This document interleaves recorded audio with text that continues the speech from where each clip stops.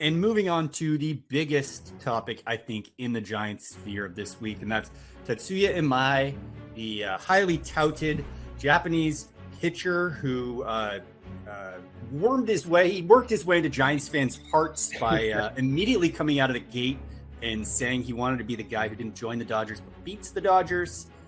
He signs with the Dodgers, kind of their arch nemesis, their most hated team in the world. And that's not the Giants, that's the Houston Astros. Yeah, 3 years, $54 million guaranteed, $9 million incentives, opt-outs after both years. A very, very, very reasonable contract. If you go back 2 months, like people were, the conversations we've had around him were like they're not going to spend $100 million on this guy.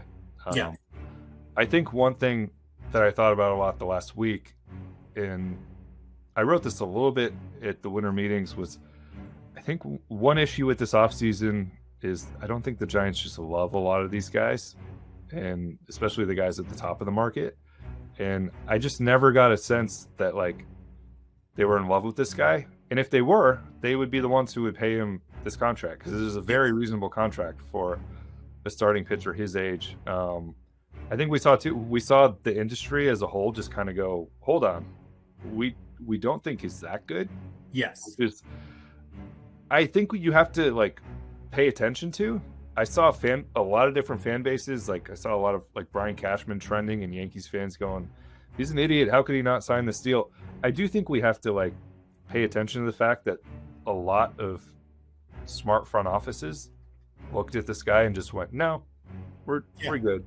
They're smarter than us. We didn't see a ton tying him to the Giants beyond it made sense. And a lot of that coming from nationwide guys and likely the agents behind all this.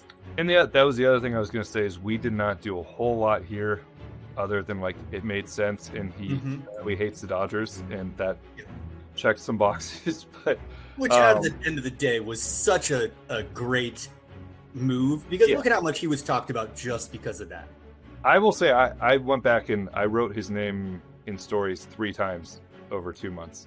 And it was, none of it was like, I never wrote an MI article. It was like he was in other stories, and that is informed because I just wasn't hearing his name.